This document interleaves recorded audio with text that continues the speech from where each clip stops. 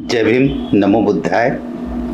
Doctor Babasaheb Ambedkar लिखित भगवान बुद्ध आणि त्यांचा धम्म या ग्रंथाचं आपण अभिवाचन पाहत आहोत.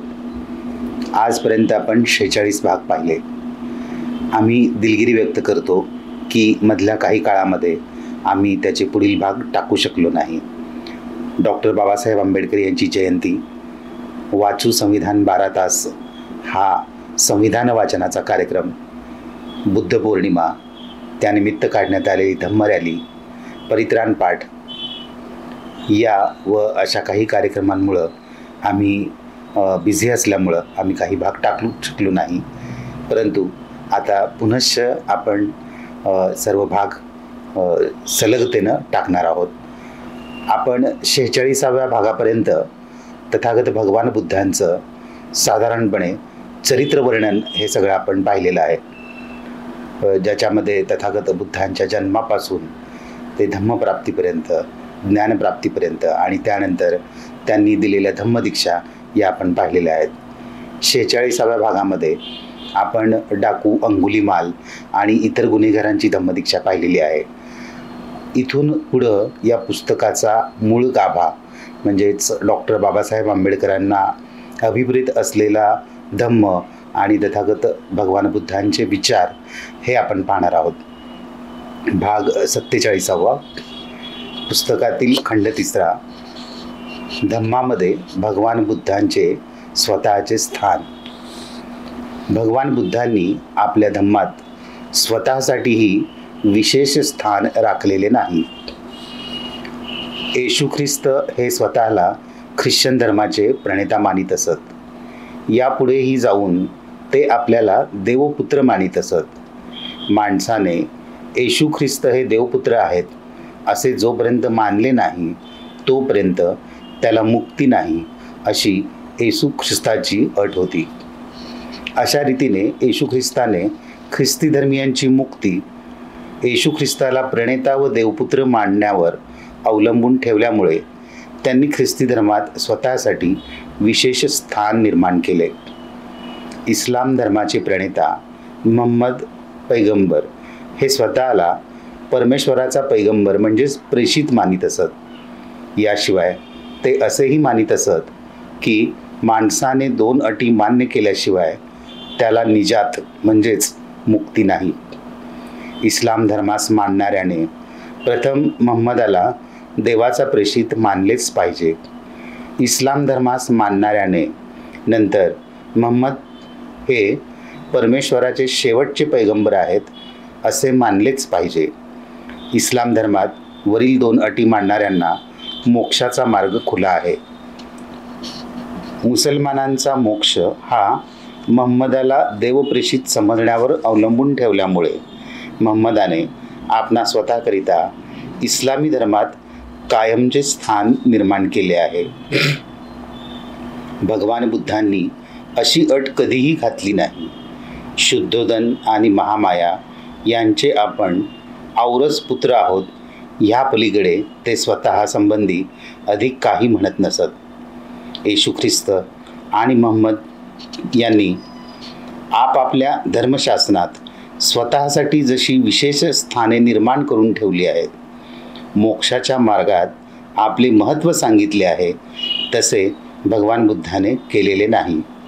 यामुळेच त्यांच्या वैयक्तिक जीवनासंबंधी विपुल माहिती त्यावेळी उपलब्ध असतानाही ती आपल्यापर्यंत येऊन पोचली नाही. पहिली धम्मसंगीती ही बुद्धाच्या महापरिनिर्वाणानंतर लवकरच भरवली गेली हे सर्वश्रुत आहे. या संगीतीच्या अध्यक्षस्थानी महास्थवीर महाकश्यप हे होते आणि त्यावेळी बुद्धाच्या कपिलवस्तूचेच रहिवासी आणि ज्यांनी तथागताच्या परिनिर्वाण काळापर्यंत परिभ्रमण केले ते महास्थवीर आनंद आणि महास्थवीर उपाली त्या संगीतीला उपस्थित होते. परंतु अध्यक्ष महाकश्यपांनी काय केले? त्यांनी स्थवीर आनंदाला धम्माचे पठन करायला म्हणजे सुत्त म्हणायला सांगून संगीतीला प्रश्न केला, हे बरोबर आहे काय? ज्या ज्यावेळी संगीती होकारात्मक उत्तर देई त्यावेळी महास्थवीर काश्यप त्या प्रश्नावर अधिक चर्चा होऊ न देता तो प्रश्न तेथेच संभवित असत। यानंतर त्यांनी महास्थवीर उपाली यांना विनयाचे पठण करायला सांगितले आणि संगीतीला विचारले, हे बरोबर आहे काय? संगीतीने होकारात्मक उत्तर देताच त्या प्रश्नावर अधिक चर्चा न वाढविता अध्यक्ष महाकश्यप यांनी तो प्रश्न तिथेच संपविला। या पठणानंतर वस्तुतः महाकाश्यपांनी संगीतीत उपस्थित असलेल्या कोणाला तरी भगवान बुद्धांच्या जीवनातील काही महत्त्वाच्या घटना कथन करण्याची आज्ञा द्यावयास हवी होती, परंतु काश्यपांनी तसे काहीच केले नाही। त्यांनी असा विचार केला असावा की संघाला आपण विचारलेल्या केवळ 2 विषयाचीच कर्तव्य आहे। काश्यपांनी भगवान बुद्धाच्या जीवनातील प्रमुख घटनांचे संकलन केले असते तर आज आपणाला भगवान बुद्धांचे संपूर्ण चरित्र उपलब्ध झाले असते। भगवान बुद्धांच्या जीवनातील घटनांचे संकलन करण्याचे महास्थवीर काश्यपांना का सुचले नसावे? केवळ उपेक्षा हे त्याचे उत्तर होऊ शकत नाही। याचे योग्य उत्तर म्हणजे भगवान बुद्धांनी आपल्या धम्मशासनात आपणा स्वतःसाठी विशेष स्थान निर्मिलेले नव्हते हेच होय। भगवान बुद्ध आणि त्यांचा धम्म या 2 बाबी अगदी वेगवेगळ्या आहेत। भगवान बुद्ध स्वतःला आपल्या धम्मशासनापासून अलग मानित असत। याचे दुसरे उदाहरण म्हणजे आपला उत्तराधिकारी नेमण्यास त्यांनी दिलेला नकार।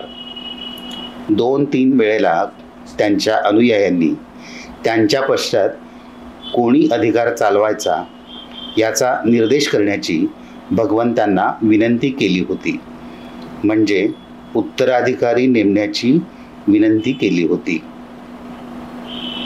आणि प्रत्येक वेळी भगवान बुद्धांनी तसे करण्याचे नाकारले। धम्म हाच आपला स्वतःचा उत्तराधिकारी असे त्यांचे प्रत्येक वेळी उत्तर असे। धम्म हा स्वतःच्या अंगच्या सामर्थ्यानेच जगला पाहिजे, त्याच्या मागील माणसांच्या सत्तेमुळे नव्हे असे त्यांचे स्पष्ट म्हणणे होते। ज्या धम्माला जगावयास माणसांच्या सत्तेचे बळ लागते तो धम्म नव्हे असे त्यांनी म्हटले। धम्माची सत्ता चालवायास प्रत्येक वेळी संस्थापकाचे नाव घेणे आवश्यक भासत असेल तर तो धम्मच नव्हे। धम्म आणि त्यातील आपले स्थान यासंबंधी भगवान बुद्धाचा दृष्टिकोन अशा प्रकारचा होता। हा आजचा 47वा भाग आपण पाहत आहोत। आपणाला आमचं हे जो भगवान बुद्ध आणि त्यांचा धम्म या पुस्तकाचं अभिवाचन कसं वाटलं हे आम्हाला कमेंट बॉक्समध्ये लिहून नक्की कळवा। लवकरच भेटूया पुढच्या भागात। जय भीम, नमो बुद्धाय।